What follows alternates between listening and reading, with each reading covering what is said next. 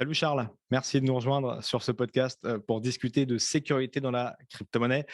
Tu es CTO, comme on dit dans le jargon, chez Ledger, donc responsable de la sécurité. On va voir un petit peu ce que ça veut dire d'être CTO chez Ledger et surtout comment sécuriser au mieux ces crypto-monnaies, quels sont les dangers qui guettent nos précieux crypto-monnaies, nos précieuses crypto-monnaies et comment essayer d'éloigner ces méchantes ondes tout au long de cet épisode et de ce podcast.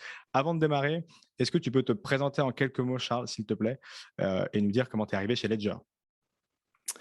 Ouais, salut Valentin, ravi de faire partie de ce podcast. Je vais juste rectifier un tout petit peu. Je suis CTO et donc je suis en charge de la technologie. Et étant donné que la technologie de Ledger, c'est la sécurité, ça fonctionne bien ton introduction. Donc, je suis entre autres en charge de la sécurité. Donc pour te donner un peu mon background, moi, la sécurité et la cryptographie, c'est un truc qui m'intéresse depuis que j'ai 12 ans, je pense. Quand j'ai récupéré un ordi à l'époque, les premiers trucs qui m'ont intéressé, c'est de savoir comment on pouvait craquer et hacker toutes les différentes choses. J'ai toujours été passionné par la technologie, mais encore plus spécialement par la sécurité. C'est devenu mon travail bien après. Pendant mes études, je ne pensais pas en faire mon travail. J'ai étudié plutôt les maths fondamentales. C'était un truc qui me plaisait beaucoup. Et puis ensuite, le débouché de la recherche en maths, il y a eu un moment où j'ai eu un peu un doute et du coup, je me suis dit que, vu que mon autre passion, c'était l'informatique, je me suis dit que c'était pas mal d'allier les deux. Et quand tu veux faire des maths fondamentales et de l'informatique, la cryptographie, c'est le truc qui colle très, très bien. Et du coup, ça résonnait bien avec mes premières amours autour de la sécurité et de la cryptographie quand j'étais plus jeune. J'ai toujours travaillé dans le secure hardware, enfin dans la sécurité, mais plus spécifiquement dans le secure hardware, les smart cards, les HSM et les secure elements. À la fois essayer de designer des solutions de sécurité basées là-dessus et à la fois essayer de les casser. Globalement, c'est un peu les deux faces d'une même pièce. Juste avant Ledger, j'étais en charge d'un CESTI, donc c'est un centre d'évaluation de la sécurité des technologies de l'information. Pour la faire courte, c'est un lab externe qui va faire des évaluations sécuritaires pour notamment des certifications. Typiquement, les cartes bancaires et les passeports, avant qu'ils puissent arriver sur le marché, ils ont besoin de ce genre de certification et donc ils passent au travers d'un long process d'évaluation. Du coup, j'ai rejoint Ledger il y a 4 ans. Maintenant, je commence à faire partie des OG de Ledger. Et quand je suis arrivé, Nicolas Baca, qui était CTO à l'époque, m'a accueilli et m'a montré une grande pièce vide et blanche. Et il m'a dit bah, salut Charles, c'est ici que tu vas pouvoir créer le département sécurité de Ledger. Et puis c'est tout. C'était à la fois très surprenant, mais à la fois ultra excitant d'avoir une page blanche et de pouvoir écrire son histoire. Donc, c'est ce que j'ai commencé à faire. J'ai créé le Donjon, qui est notre équipe de recherche en sécurité, qui fait pas mal une red team. On essaie de trouver des vulnes sur nos produits et quand ils en trouvent, on améliore tout ça. Ensuite, j'ai créé plus une équipe de certification. Ce qu'on vend à nos clients, c'est la promesse de la sécurité. C'est mieux si tu peux apporter certains éléments de preuve de tes promesses et la certification, ça en fait partie. Donc aujourd'hui, nos produits sont certifiés. Et il y a un peu plus de 2 ans et demi, ouais, un peu plus de 2 ans et demi, après diverses circonstances, Pascal m'a demandé de prendre le rôle de CTO et d'être en charge de toute la tech en général. Et c'est à ce moment-là que je suis devenu donc CTO de Ledger. Voilà un peu pour mon parcours en quelques minutes. Et on a eu l'occasion de visiter l'usine de Ledger il y a quelques semaines et je mettrai en fiche et en description cette petite vidéo. Mais on ne vous a pas vu, vous, parce que vous n'êtes pas directement lié sur l'usine de Ledger. Le donjon, c'est extérieur. Donc, c'est pour ça qu'on n'a pas eu l'occasion de se croiser à l'époque. Ce qui est amusant dans ton parcours, là, c'est j'ai vu que du coup, tu es titulaire d'un master en sciences des cryptographies, en gros, de cryptographie. Est-ce que tu peux nous dire ce qu'on apprend dans ce cursus-là, sachant qu'à l'époque où tu l'as fait, je ne veux pas dire que tu es ancien, mais je pense que tout ce qui est crypto-monnaie et tout, c'était pas forcément encore très là, si. Non, non, clairement, la plupart des algos et ce qui se passe aujourd'hui dans les crypto-monnaies et dans la blockchain en général, c'est des choses qui ont été découvertes bien après, en fait. Donc, moi, quand j'ai appris la cryptographie, donc c'était en 2007, 8, quelque part là, je dirais, peut-être un peu avant. Les choses qu'on a appris, c'est pas mal de théorie d'information. Ça, c'est des éléments importants, toutes les notions d'entropie. Et après, les basiques de comment tu assures la confidentialité avec les différents algos de chiffrement symétrique, AES, DES, pourquoi on est passé de l'un à l'autre, quelles sont les faiblesses de chacun, enfin, surtout de DES, et comment les designs ont été choisis. Après, pareil autour de la cryptographie asymétrique, donc RSA évidemment, parce qu'à la fois il est facile à comprendre, et puis à l'époque c'était toujours et c'est toujours le cas, l'algo le plus utilisé. Je pense que là, ça commence à changer, mais voilà. Et puis évidemment, toutes les algos autour des courbes elliptiques. Et je me souviens très bien du cours pendant lequel on m'a introduit l'algorithme de signature de Schnorr. Qu'on m'a dit à l'époque, bah, tu vois, cet algorithme, on ne l'a jamais utilisé parce qu'il est patenté. Et donc, c'est drôle que 15 ans après, le patent est tombé et ensuite, maintenant, il est introduit dans Bitcoin. Après, bon, on a pris plein d'autres choses autour de la post-quantum cryptographie. C'était déjà un sujet à l'époque. Ouais, c'est assez large, mais typiquement, tous les nouveaux algos de crypto d'aujourd'hui que tu peux trouver dans l'univers de la blockchain, que ce soit le MPC, les Traceable Signature, que ce soit le Zero Knowledge Proof, que ce soit toutes ces choses qui arrivent. Et puis rien que la technologie blockchain, c'est des choses qui n'existaient pas du tout à l'époque. Et du coup, ben, il a fallu se mettre à niveau. Et c'est aussi ça qui est excitant. On continue d'apprendre tout le temps dans ce domaine-là. Il y a une petite année, je crois qu'on avait fait un podcast avec Serge Baudonnet, que tu connais peut-être, qui est un cryptographe Ouais, français.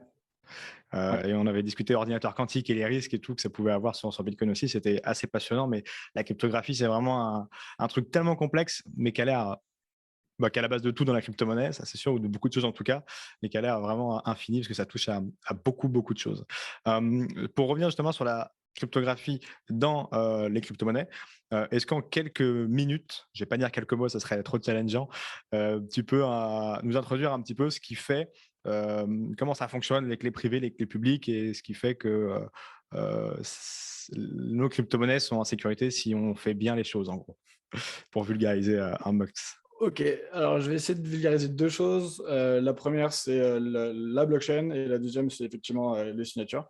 Euh, donc la blockchain, c'est une chaîne de blocs et il y a un truc intéressant, c'est le côté immutable. Pourquoi c'est immutable et qu'est-ce qui se passe dans le mining, etc. Et là, en fait, il y a une fonction qui est très importante dans ce processus, c'est une fonction de hash. Un hash, c'est une fonction qui prend n'importe quel fichier, n'importe quelle donnée de n'importe quelle taille et qui va y associer un condensat, donc un hash, qui va faire que 128 ou 256 bits selon. Et en fait, cette fonction de hash, elle est de telle sorte que c'est ce qu'on appelle une one-way function. C'est-à-dire que une fois que tu as un hash, c'est très difficile de revenir à la donnée qui permet d'avoir ce hash. Par contre, appliquer le hash, prendre un fichier et calculer son hash, ça c'est quelque chose qui est facile à faire. Donc c'est en ce sens-là que c'est one way. Aussi, on espère que les collisions sont difficiles à trouver. Par exemple, c'est difficile de trouver deux fichiers différents qui vont donner le même hash. Et donc ça, c'est assez précieux et pratique pour la blockchain, dans le sens où les blocs de la blockchain, ils sont liés à travers le hash. En gros, dans chaque bloc, tu récupères le hash du bloc d'avant et tu l'introduis dans le bloc suivant. Et tu vas calculer le bloc de ce le hash de ce nouveau bloc encore et encore. Donc ça fait que si tu changes un bit quelque part dans la blockchain, bah, en fait, il faudrait recalculer tout le hash parce que tout devient faux.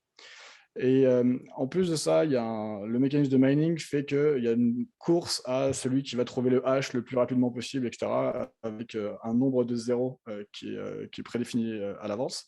Et comme je te disais avant, pour un hash donné, c'est très difficile de trouver une donnée qui va te donner ce hash. Et ben, de la même manière, pour un hash donné, non pas complètement donné, mais juste pour un hash qui dit tu as 10 zéros en début de hash. Trouve-moi le fichier ou le bloc qui donne, ou le nonce en particulier qui donne ce hash. Ça, c'est un problème très difficile et il n'y a pas d'autre stratégie aujourd'hui que de les tester tous. Et c'est ça le mining, en tout cas pour le proof of work. Donc ça, c'est un premier élément de cryptographie. Et le deuxième élément de cryptographie, c'est les signatures, plus particulièrement les digital signatures. Et en fait, quand tu as des bitcoins, quand tu as des Ethereum, quand tu as des crypto-monnaies, en fait, elles se trouvent dans la blockchain, disons, tout ça est écrit dans la blockchain. Mais par contre, ce que tu as vraiment, c'est une clé privée. Une clé privée, c'est quelque chose qui va te permettre de prouver au monde que tu détiens bien cette clé privée par le moyen de la signature. En gros, une signature électronique, c'est un algorithme qui, avec ta clé privée, tu vas faire la preuve que tu détiens cette clé privée sans jamais exposer aucune info à propos de cette clé privée. Ça, c'est vraiment ce qui est au cœur de l'algorithme de signature électronique. La clé publique, c'est un élément que tu vas pouvoir partager à tout le monde et chacun va pouvoir vérifier la preuve que tu viens de faire. Donc, tu me donnes, je ne sais pas, un challenge, par exemple. Un challenge, ça va être un message. Moi, je vais signer ce message donc avec l'algorithme de signature électronique avec ma clé privée. Et toi, tu peux vérifier que c'est bien moi qui l'ai signé parce que tu as ma clé publique et ma clé publique, par définition, elle est publique. Et donc, en fait, quand on dépense des cryptocurrencies, ce qu'on fait, c'est qu'on signe un message ou un script ou quelque chose qui va prouver qu'on est bien le possesseur de la clé privée qui sécurise les bitcoins qui correspondent à une clé publique donnée. Bon, j'ai essayé de tout mettre dans une phrase, j'espère que c'est clair. Et c'est pour ça que c'est crucial d'avoir toujours cette clé privée et de jamais la perdre. Parce que si tu la perds, si un attaquant met la main, donc si tu la perds, tu ne peux plus jamais prouver que tu es bien le owner de tes cryptocurrencies. Et du coup, tu ne peux plus jamais les dépenser. Donc, quelque part, tu les as perdus. Et à l'inverse, si un attaquant met la main sur ta clé privée, il va pouvoir faire comme toi. Il va pouvoir prouver qu'il détient bien sa clé privée, ta clé privée en pratique, et donc dépenser tes fonds. Ok. Et on s'en rappelle d'ailleurs il y a quelques années quelques années, des gens qui se faisaient passer pour Satoshi Nakamoto et on disait allez, bougez, montrez votre clé privée, bougez les bitcoins avec votre clé privée pour voir si c'est vous. Et ça n'a jamais eu le cas. Ça n'a jamais été le cas. Exactement.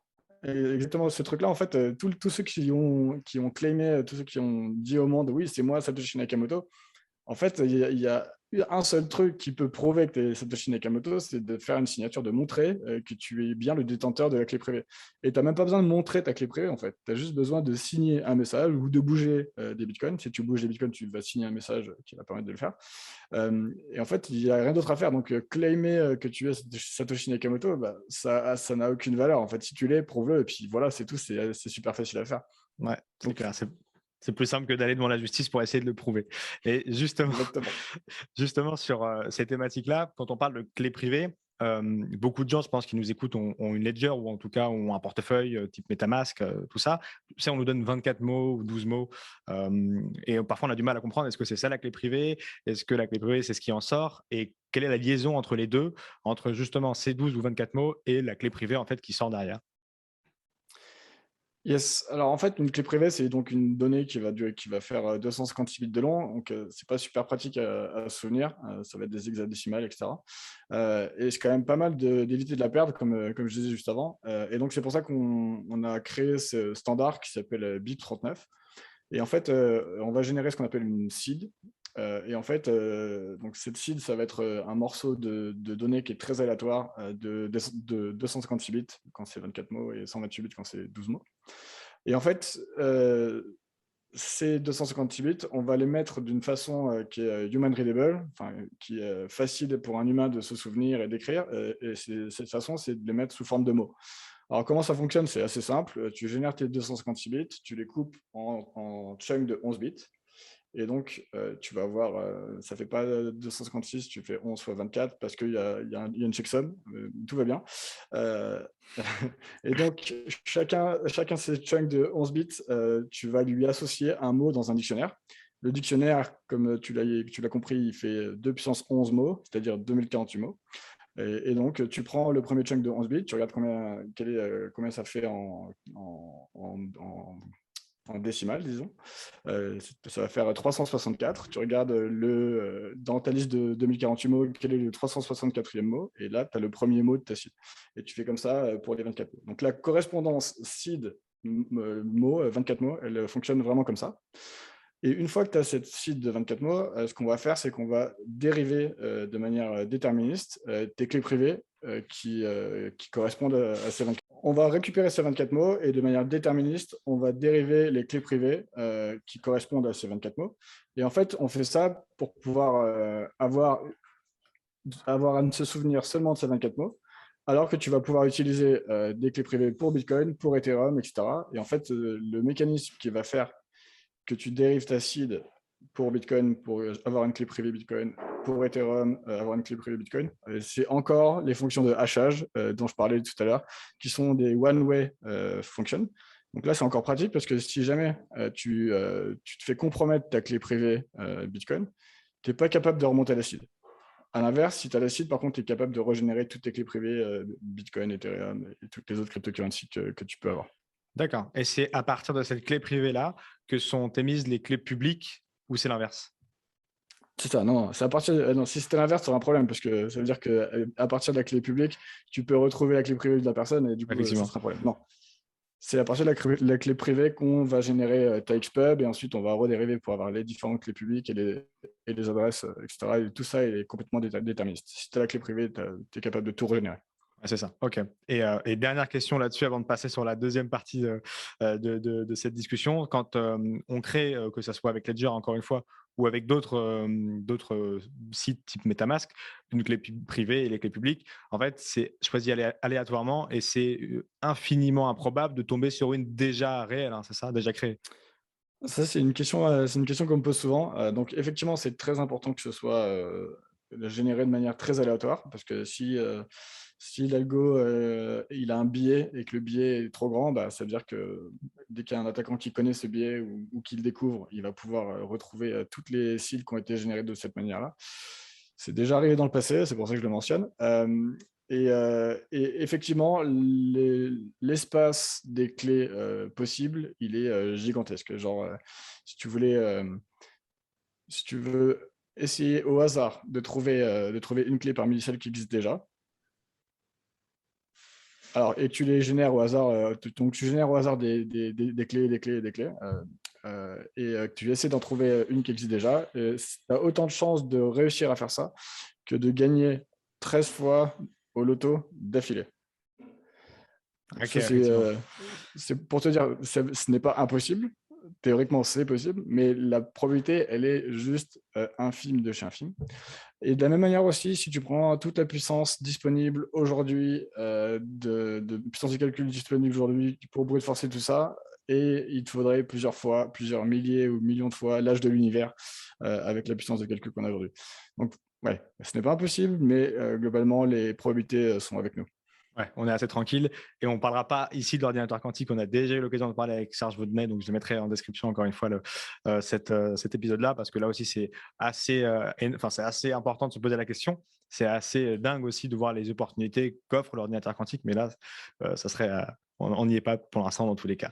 Sur justement C'est un sur la, sujet passionnant, mais ça prend du temps. Si vraiment on va en discuter, on en a pour un épisode entier. Ce qu'on a déjà fait avec Serge Vaudenet, je dirais pas mieux que lui, je pense. C'était très intéressant. Justement, sur la partie Ledger, hardware wallet, pourquoi un hardware wallet, il est plus safe de l'avoir chez moi déconnecté justement que de l'avoir sur mon MetaMask? Je viens de donner un élément de réponse, mais voilà, pourquoi une Ledger plutôt qu'une application sur ou tout simplement ma seed sur mon bloc-notes de téléphone, quoi. Alors, globalement, quand tu as des cryptocurrencies, tu as trois propriétés que tu as envie d'assurer pour la sécurité de tes cryptocurrencies. La première, ça va être ce que j'appelle la security at rest, c'est-à-dire à quel endroit est stocké ta seed et tes clés privées. Et ensuite, ça va être la security at use. Au moment où tu veux prouver que tu es bien le owner de ta clé privée et que tu vas faire des signatures digitales, justement. À quel endroit ça se passe? Est-ce que ce truc-là est bien sécurisé, etc. Et le troisième élément qui est aussi important, c'est quand tu vas interagir avec la blockchain, que tu vas signer une transaction, que tu vas signer le transfert d'un NFT ou quelque chose comme ça. Comment tu es certain que l'interaction que tu es en train de faire, c'est bien celle que tu veux? Donc, c'est là que c'est important d'avoir le what you see is what you sign. Et c'est là que le trusted display, en tout cas, c'est ce qu'on nous, on offre, c'est important. Donc, si on revient sur les différentes propriétés, typiquement, si ta seed elle est dans MetaMask ou dans un software wallet, quel qu'il soit, le problème, c'est que dès que tu as un malware sur ton ordi ou sur ton téléphone, eh ben, il n'y a pas beaucoup de difficultés, voire pas du tout de difficulté à accéder à cette mémoire, à cette data qui va se trouver dans ton extension ou dans ton software wallet. Et en fait, le malware, il va juste extraire ta seed, l'envoyer à l'attaquant et c'est fini. Donc, si ta seed elle est dans ce genre de software wallet, globalement, tu as de bonnes chances que à un moment ou un autre, un malware vienne la récupérer et que tu perds tes fonds. Donc ça, c'est la première chose. On peut imaginer que dans le futur, on pourra les mettre dans des enclaves sécurisées, typiquement dans les téléphones. Parce que aujourd'hui, c'est un truc qui n'est pas vraiment possible et surtout, il n'y a personne qui implémente ça. Tous les software wallets sur téléphone, ta seed, elle est directement dans l'application. Et donc, n'importe quel malware qui tombe sur ton téléphone, il va casser l'isolation d'Android ou d'iOS. C'est un truc qui est assez facile à faire. Et il va du coup, il va pouvoir accéder à ta seed assez facilement. Donc, on peut se dire que peut-être dans le futur, Elle est même pas protégée, la seed encodée ou quelque chose comme ça. Elle est ouverte comme ça, quoi. oui, elle est encodée avec. Le problème, c'est que ton application, elle a besoin d'y accéder au moment où elle l'utilise. Donc, elle ne va pas inventer des secrets pour la protéger. Enfin, si elle les invente, de toute façon, ces secrets sont dans l'application. Donc, oui, effectivement, il y a des petits trucs comme ça, mais au final, c'est zéro, en fait. Il n'y a pas de sécurité. C'est juste une question de temps de comprendre comment l'application, elle stocke le seed. Parce que, effectivement, il la stocke assez rarement, ça arrive complètement en clair. Mais quand il la stocke de manière encodée. Donc là, tu as juste à regarder comment il encode dans l'application et tu décodes et c'est fini, quoi. Et C'est de la même manière. tu as vu, j'ai appris avec charge de données qu'on ne dit pas crypté, j'ai dit encodé, tu vois. Ça progresse dans l'apprentissage parce que beaucoup disent crypté, il m'a dit non, crypté, ça ne veut rien dire. Je dis ok, très bien. Donc c'est encodé, le mieux, c'est quoi? Encodé, c'est un truc différent. Non, ce que tu voulais dire, c'est chiffré, du coup. Chiffré, ouais, pardon, c'est ça. Chiffré, déchiffré. Et qui est la version française de encrypt, decrypt. Mais effectivement, encrypté, ça se dit pas en français. Mais pour chiffrer, tu as besoin d'une clé privée qui va te permettre de chiffrer ta seed. Et donc, tu peux le faire à la limite, mais le problème, c'est que cette clé privée, elle va toujours être dans ton application sur ton téléphone. Donc, il s'agit juste de récupérer ça et de déchiffrer la seed chiffrée, et puis et tu as accès à la seed, quoi. Ouais, d'accord. Et encoder, c'est juste la coder dans une autre représentation. Par exemple, si tu la passes en hexa ou n'importe, c'est un encodage différent, quoi. Ok. Et du coup, de l'avoir sur un hardware wallet, ça élimine ce risque premier, quoi. Bah, du coup, l'acide, elle est stockée directement dans un hardware. Dans un hardware, il n'y a pas beaucoup de chances qu'il y ait un malware, dans le sens où c'est un truc qui est tout petit et qui est vraiment dédié à ne faire que ça, etc. Je pense une des grosses, un des gros apports du hardware wallet, c'est le fait que tu as une surface d'attaque qui est vraiment minuscule. T'as pas des process qui tournent en même temps. C'est compliqué de discuter, de dialoguer avec le hardware wallet. Tu as juste la couche USB ou BLE et ensuite tout ça est sérialisé simplement. Donc rien que le fait que tu aies une surface d'attaque très très très limitée, ça c'est déjà un super apport pour la sécurité. Et en plus de ça, nous on utilise des secure elements qui rend le truc encore plus sécurisé parce que ces circuits ont été designés spécifiquement pour la sécurité. Donc, les seeds, elles restent toujours dans le wallet. Au moment où tu veux faire une transaction, la cryptographie est implémentée dans le secure element et la seed ne sort jamais de ce secure element. Et enfin, on a la troisième propriété, le what you see is what you sign. Quand tu consens une transaction, tu peux vérifier directement sur l'écran de ton device ce qui est en train de se passer. Et justement, c'était une des attaques récentes, vecteur d'attaque sur la finance décentralisée avec BadgerDAO qu'on a traité là aussi chez Cryptost. Et c'est compliqué de voir effectivement quand tu as des contrats qui font beaucoup de signatures. Et je sais que vous travaillez en ce moment où c'est peut-être déjà bien avancé sur une capacité à décrire ce qu'on est en train de signer. Exactement. Bah, ça, c'est un vrai problème, qui est pas simple à résoudre. C'est que dans la DeFi, dans la finance décentralisée, les interactions que tu as avec tes assets sont de plus en plus compliquées et en fait, ce que tu fais, c'est pas juste signer une transaction, c'est interagir avec un smart contract et faire des appels de méthode et cetera. Et donc le payload que tu signes, il est de plus en plus compliqué à comprendre et bon, quand tu es dans un software wallet, que le payload soit décodé ou non, de toute façon, tu peux pas truster ce qui est écrit, donc bon, c'est mieux s'il le décode, mais au final, ça ne veut rien dire. Euh, Côté hardware wallet, bah, du coup, être en capacité de décoder toute cette logique et la rendre intelligible pour l'utilisateur, c'est pas un truc super facile, et d'autant moins qu'il y a de plus en plus de nouveaux protocoles, de plus en plus de nouvelles blockchains, etc. Néanmoins, c'est un truc sur lequel on travaille ardemment.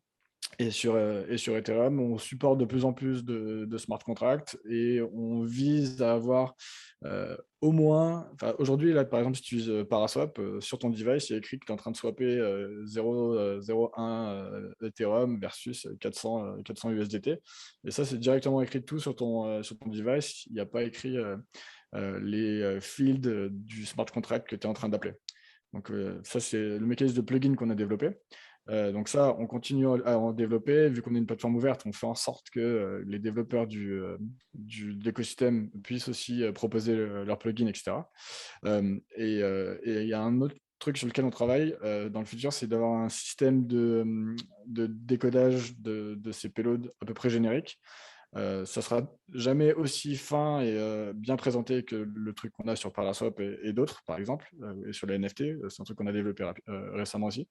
Néanmoins, ça permettra d'avoir, dans le cas où on n'a pas le support premium, tu vois, de ton smart contract, au moins de ne pas avoir juste un exa à signer. Pour quand tu signes un exa, le problème, c'est que là, potentiellement, tu es en train de donner tous tes fonds à quelqu'un d'autre, quoi. Ouais, parce que c'est vrai qu'au début, sans la DeFi et sans toutes ces interactions, ce qu'on regardait sur l'écran du Ledger, c'est est-ce que j'envoie bien à la bonne adresse que celle à laquelle je voulais C'est ça. envoyer. Et ouais, point barre. Et c'est vrai que maintenant que tu dois interagir avec tout un tas de choses, parfois c'est safe. Tu signes, enfin, on va pas prendre la main sur la signature, mais ce que tu signes, c'est j'envoie tous mes fonds à quelqu'un d'autre, quoi. Et c'est vrai que c'est Exactement. compliqué. C'est vrai que c'est Surtout compliqué à surtout déchiffrer. sur Ethereum. Ouais, sur Ethereum et oui, en plus, plus que les autres, mais c'est vrai que sur toutes les autres blockchains, à terme aussi, il y a ce risque-là. Euh, Ça va et, venir et- aussi, ouais. et forcément, il y a pas d'appel et de retour en arrière possible une fois que ça a été le cas. Et c'est pour ça qu'il y a eu un souci avec Badger il y a quelques semaines qui a eu lieu sur tous les appareils ou tous les MetaMask ou tous les autres trucs parce que c'était Mm. entre les deux justement que c'était complexe. Mais et ouais, voilà une difficulté supplémentaire. Et Moi, ouais. Moi, la règle que je me fixe à moi en tant qu'utilisateur, c'est de jamais blind signer. Jamais, jamais. Genre, si je serais vraiment trop, trop déçu de blind sign une transaction et de perdre du coup des fonds liés à ça. Néanmoins, bah, du coup, si on se fixe ce genre de règles, le problème, c'est que ça ferme un peu une certaine partie de la DeFi parce qu'il y a toujours des nouveaux protocoles et on a envie de les utiliser, etc. Donc moi, ce que je conseillerais aux gens qui veulent prendre ce risque, c'est de ségréguer les comptes, voire mieux de ségréguer les seeds, de se dire, OK, sur ce wallet, je m'offre la possibilité de prendre un peu plus de risques, mais par contre, ça ne met pas à risque mes fonds qui sont importants pour moi et qui est je sais pas, mon cold wallet, etc. Donc au moins, quand tu ségrègues ça, bah, tu sais que si tu perds une partie de tes fonds, bah, tu vas seulement perdre cette partie-là et que tu prends le risque en le sachant, quoi. Ouais, c'est toujours la même chose d'y aller prudemment, de faire plusieurs transactions, voire effectivement avec une petite somme, et ensuite, même si ça suffit pas toujours, mais en mettant ces éléments de sécurité petit à petit, bout à bout, normalement, on se protège d'un paquet de choses. Et sur justement la partie plutôt MetaMask et Coinbase Wallet ou tout le reste, en fait, tout ce qui est sur nos téléphones, on peut en citer des dizaines. C'était justement l'objet d'un des talks qu'il y a eu et que tu as fait à Open à Paris il y a quelques jours, la Mhm. conférence des développeurs sur Paris mis en place par Ledger, c'est Pegasus, l'un des Mhm. gros scandales ou gros logiciels espions.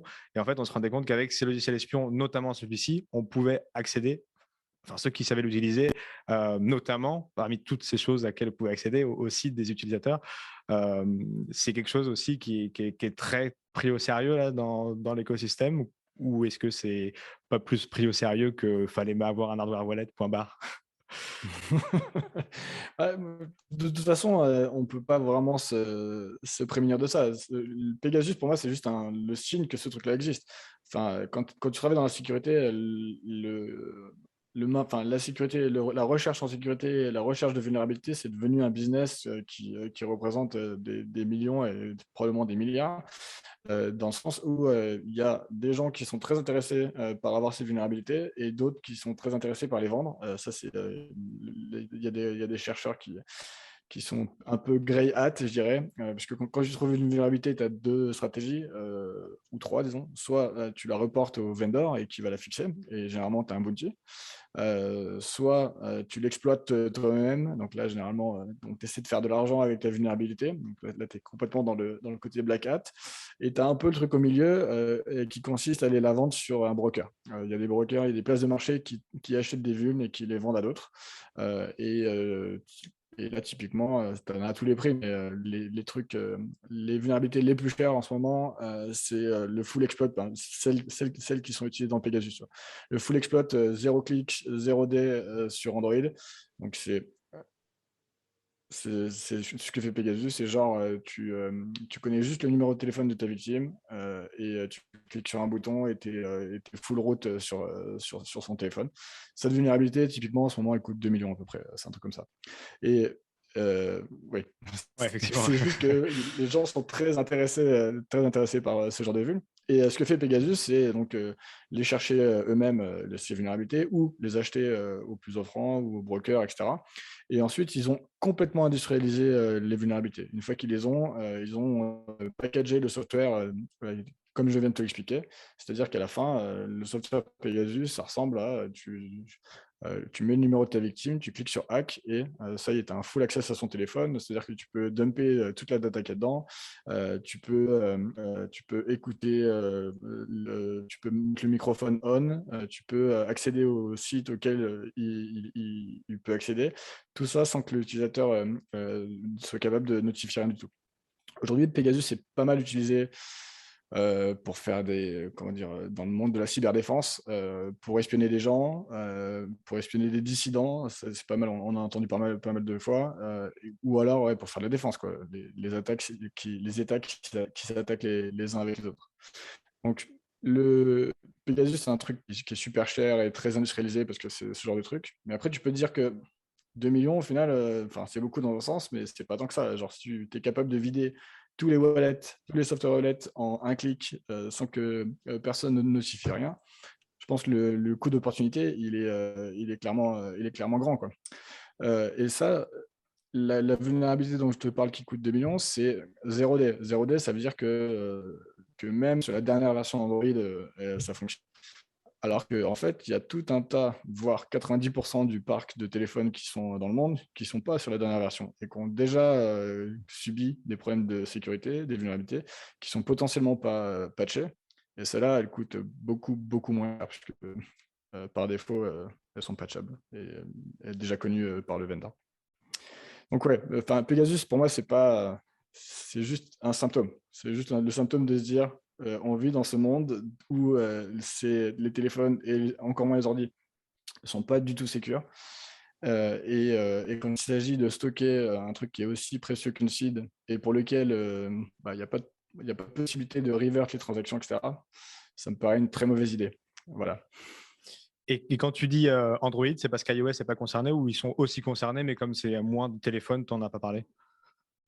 Non, non, c'est juste que Android, c'est le plus cher en ce moment. C'est les vulnes les plus chères par rapport Ok. à iOS. Ça veut simplement dire qu'elles sont plus dures à trouver chez Android en ce moment que sur iOS. C'est juste qu'iOS est un peu moins sécurisé quelque part.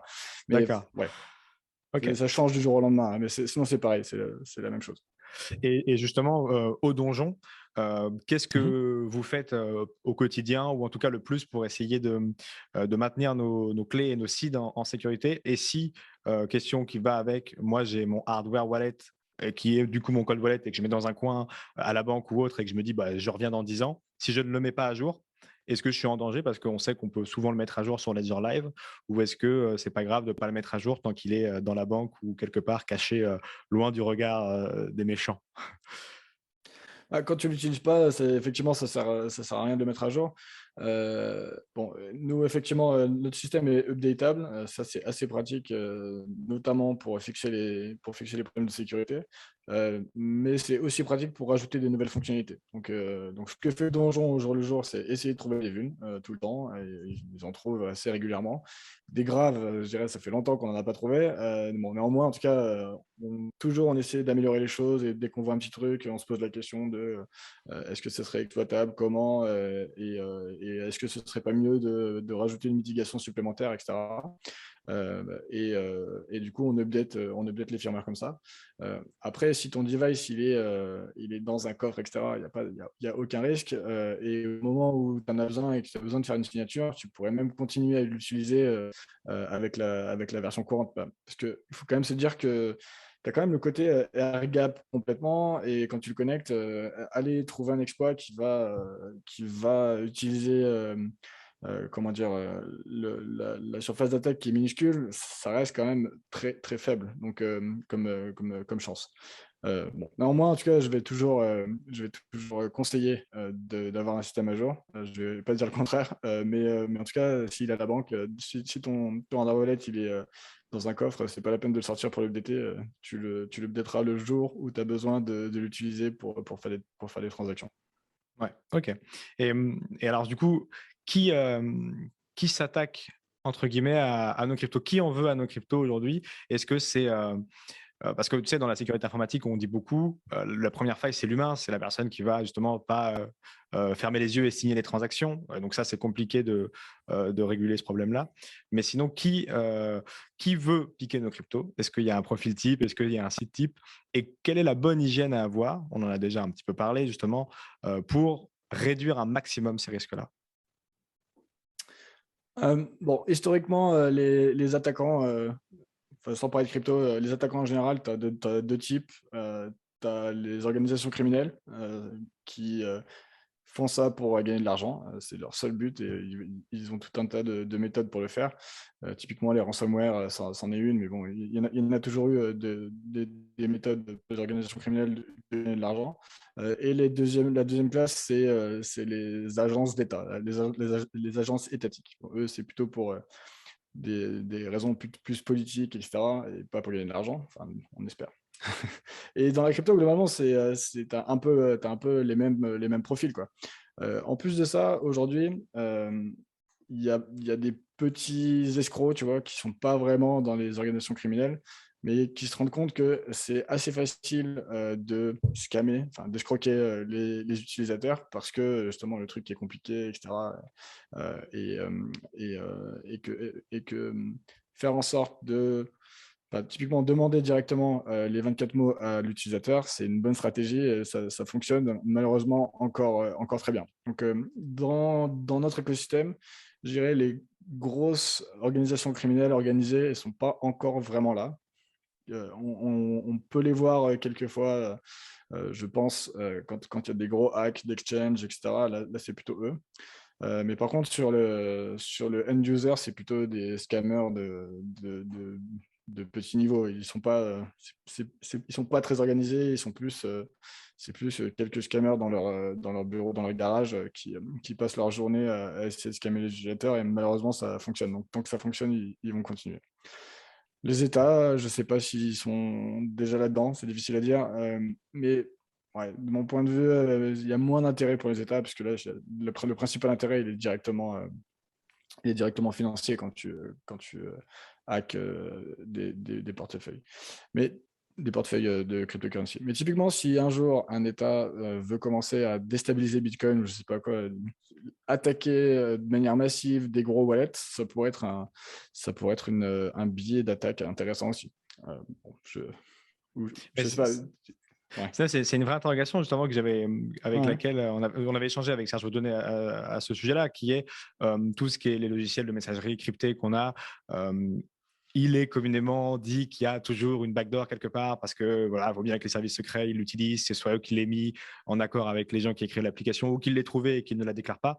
Est-ce qu'on peut imaginer que ce soit la même chose dans la cryptographie et qu'ils attendent juste que ça soit plus gros pour mettre un petit coup d'arrêt, ou est-ce qu'a priori non et c'est juste que ça aurait déjà été fait si si ça existait? Ouais, bah, dans la cryptographie, c'est difficile parce que c'est un vrai truc, c'est scientifique, et peer reviewed et cetera.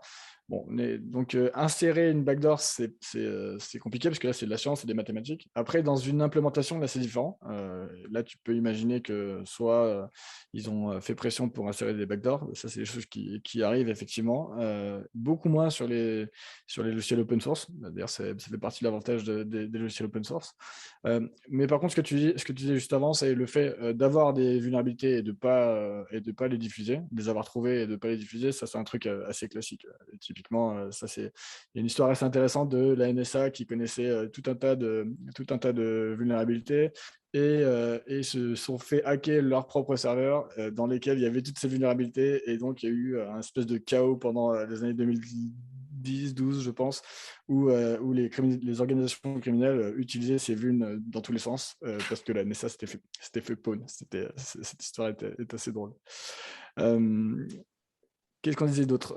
Ah oui, après tu me demandais Sans comment faire prévenir en sorte au mieux, ouais. comment s'en prémunir. Alors ça, c'est une question qui est pas simple. Moi, je pense la première chose, c'est de faire sa propre recherche et de vraiment essayer de comprendre comment les choses fonctionnent. Parce que, comme je te disais, là aujourd'hui, les low-hanging fruits, c'est vraiment de scammer l'utilisateur parce que l'utilisateur ne comprend pas exactement ce qui se passe.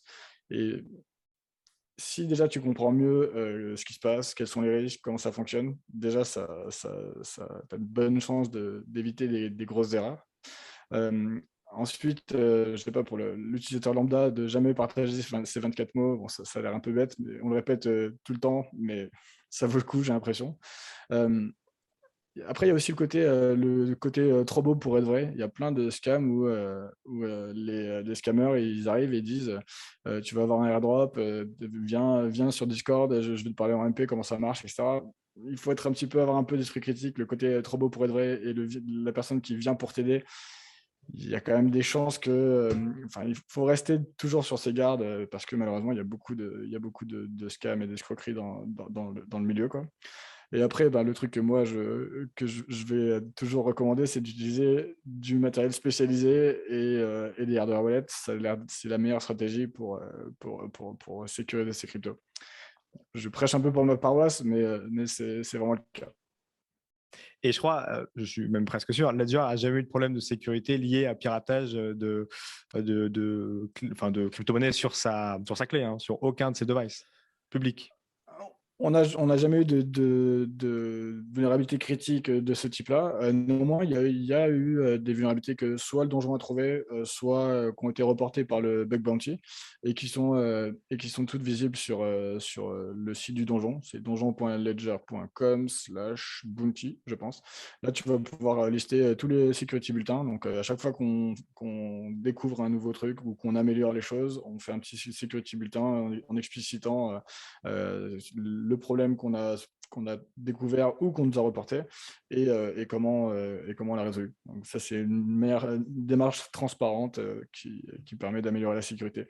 La sécurité, c'est pas un truc statique pour toujours. Justement, c'est un truc qu'il faut toujours avancer, toujours continuer, et toujours essayer d'avoir une longueur d'avance sur les attaques, quoi. Ouais, c'est clair que c'est une course permanente, mais du coup, il n'y a aucune attaque qui a réussi pour voler des clés, enfin, de la crypto sur une clé Ledger, hein. C'est ça. Non, Ouais, ok. si je t'ai pas répondu clairement, non, ça s'est jamais arrivé. Ouais, c'est ça. Ok, super. Merci beaucoup, Charles, en tout cas, d'avoir répondu à toutes nos questions sur la sécurité, parce que c'est vraiment quelque chose d'important, surtout parce que plus ça augmente, plus il y a des nouveaux utilisateurs qu'il faut former, et puis surtout, plus les sommes qui sont en jeu sont importantes. Donc, l'intérêt pour les hackers grandit de jour en jour, forcément, pour cet écosystème. Merci beaucoup, Charles, d'avoir du coup répondu à toutes nos questions. Je vous mets tous les liens en description, justement sur le donjon, sur sur la vidéo avec Charles Baudonnet et d'autres choses autour de la sécurité. J'espère que ce podcast vous a plu. N'hésitez pas à nous faire tous vos retours en commentaire et à nous poser des questions. Si Charles a quelques minutes, il essaiera de vous répondre, ou en tout cas, si on peut apporter des réponses, on le fera. D'ici là, restez curieux et connectez au site de cryptost.fr pour être à l'affût de toutes les dernières news crypto. Salut Charles. Merci à toi, Valentin.